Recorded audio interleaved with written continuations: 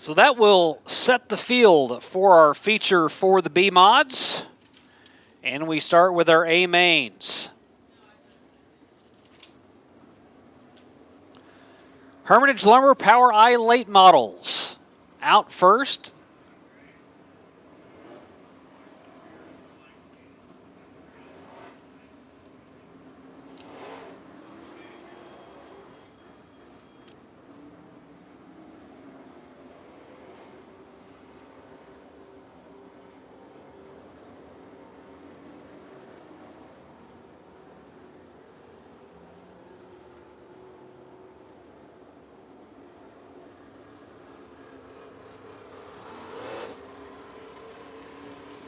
$20 laps for the late models tonight, and Andy Bryant, who's won his first late model feature of the year earlier this year out of Fort Scott, Kansas. He will start on the pole with Tucker Cox behind him, a four-time winner at Callaway.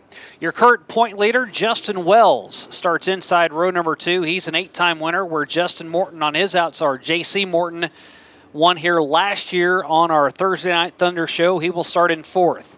Great heat race for Darren Phillips, earns him a 5th place starting spot with Tommy Cordray on his outside. Alan Westling second in the national point standings in the Powri, starting in 7th. Brian Allison starting in 8th. Row 5 is Kyle Graves to the inside and Larry Jones on his outside. Bobby Ruff Jr. from Clinton, Missouri starting at 11th. Joe Walkenhorst 12th. Then Jarrett Ballard, Sean Eggman, and Chad Walter, the 15 cars that made their way to Lucas Oil Speedway tonight. All behind the Bill Roberts Chevrolet Pace truck. Lights are out on that truck. He climbs to the top side of 1. He'll exit off of turn 2. And 2 drivers that we have been waiting to break through and pick up a win at Lucas Oil Speedway over Justin Wells all get to start in front of him. We thought a couple of weeks ago maybe it was Andy Bryant's time. Well, Tucker Cox has had some fantastic finishes as well. Can either one of those two ahead of Justin Wells hold off the Dominator and pick up their first win? Wells quickly on the attack to the inside. 2 Muhlenberg cars out in front with Andy Bryant riding the rim around the top side of 3 and 4, off of 4 and at the line. Andy Bryant leads lap number 1.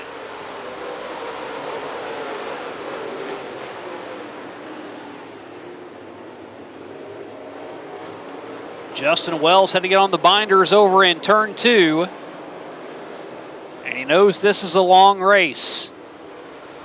He is going to search for a line. Tried the top side behind Andy Bryant, then goes down to the bottom side as Andy Bryant leads by 0.7 seconds over Justin Wells. Tucker Cox falls into 3rd.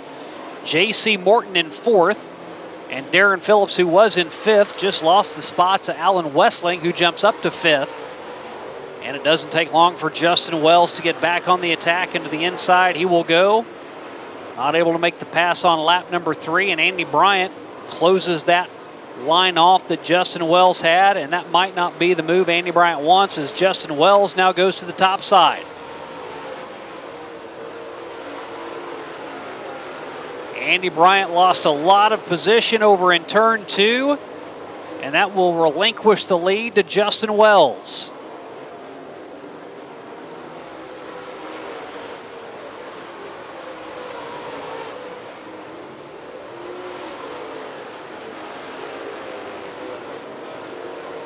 Goes to show you pretty much have to run a perfect race if you want to knock the king off of his throne. One small little hiccup in turn 2 has allowed Justin Wells to get out in front. Get out by a full second. It's another second and then some. Back to Tucker Cox in 3rd, J.C. Morton in 4th, and Alan Westling, the only driver out of the top 5 to run the bottom side of the track. As you see him into the picture, looking to the inside of J.C. Morton off of 2. Side-by-side battle for 4th. Only real action on the track now is with those 2 cars, all trying to stay within the top 5 and not let Tucker Cox get too far away as he drives in 3rd. Alan Westling at the line that time, up 1 spot. Able to get up to 4th, knocking J.C. Morton back to 5th.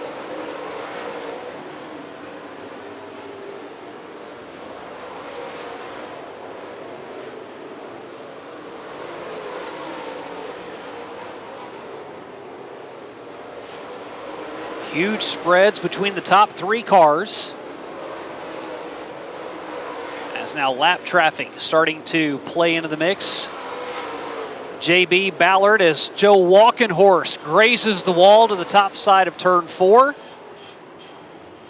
Saw some sparks fly from out over there, but it will bring the Midwest Sheet Metal caution out as we had completed 10 laps. 9 laps, rather.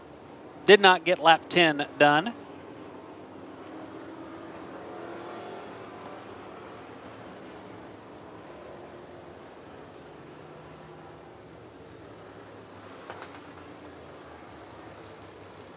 Chad Walter will exit.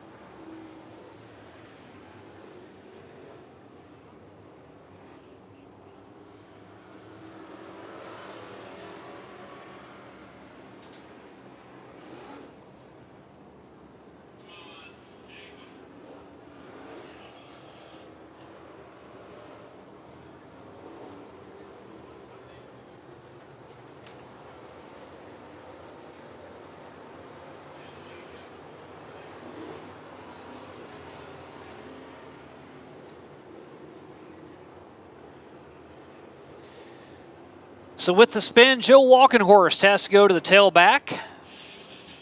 Justin Wells on the front row. Picked up the lead on lap 4.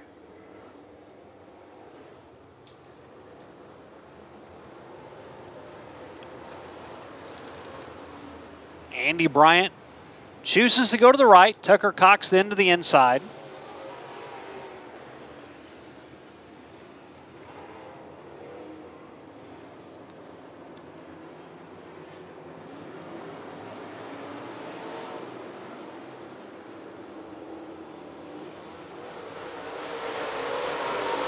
Drop of the green through the Pitts Realty restart zone, and Justin Wells with the whole shot, and Andy Bryant jumps the cushion on the restart over in turn 4, and it'll cost him. He goes from 2nd all the way back to 5th. J.C. Morton slides up right in front of Andy Bryant. 2 B-Mod drivers willing late models. And Andy Bryant again having a tough time with the cushion. He went from 2nd to 5th.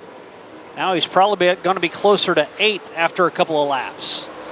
Around Graves he will go, and he will fall back and end up being in 6th, with Justin Wells leading Tucker Cox by a 2.5 seconds. Joe Walkenhorst to the pits.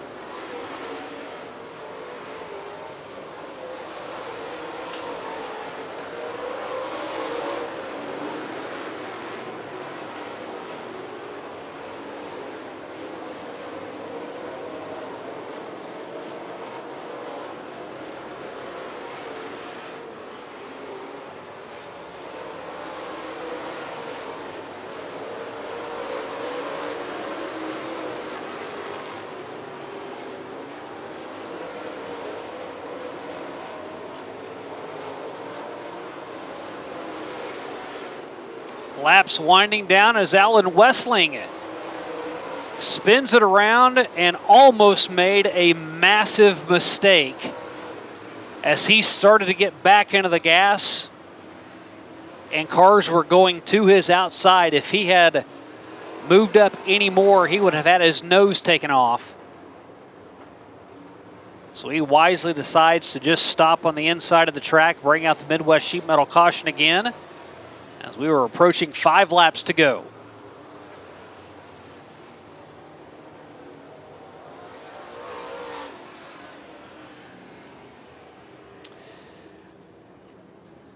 Well, as you've come to expect, Justin Wells dominant yet again. But Tucker Cox back behind him was only down by just over a second. Tucker is 2nd in the point standings here. And he's had some good runs.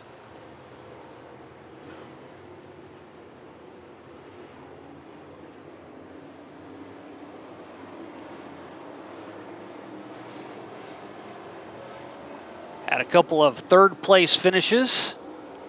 Sits in second right now as the green is back up and in the air with 5 laps to go.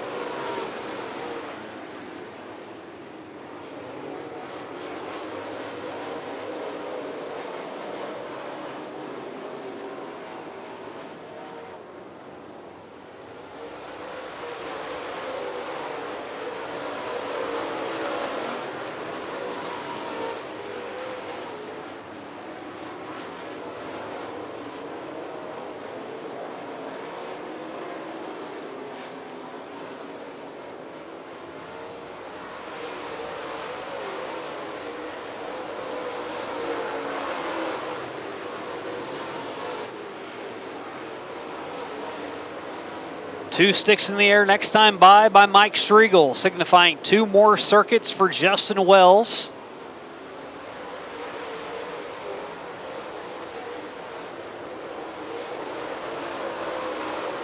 Tucker Cox is able to hang with him. But down the stretch, Justin Wells usually finds a way to pull away, and indeed he is. He's got it now up to over a second advantage over Tucker Cox on the white flag lap. One time and one time only has Justin Wells not found his way to victory lane. He will keep that string intact as he wins for the 9th time this season out of 10 races. Justin Wells wins by 1.6 seconds over Tucker Cox. Tommy Cordray in third. J.C. Morton and Andy Bryant able to salvage a top 5. Kyle Graves, Bobby Ruff Jr., Larry Jones, Brian Allison, and Sean Eggman, your top 10.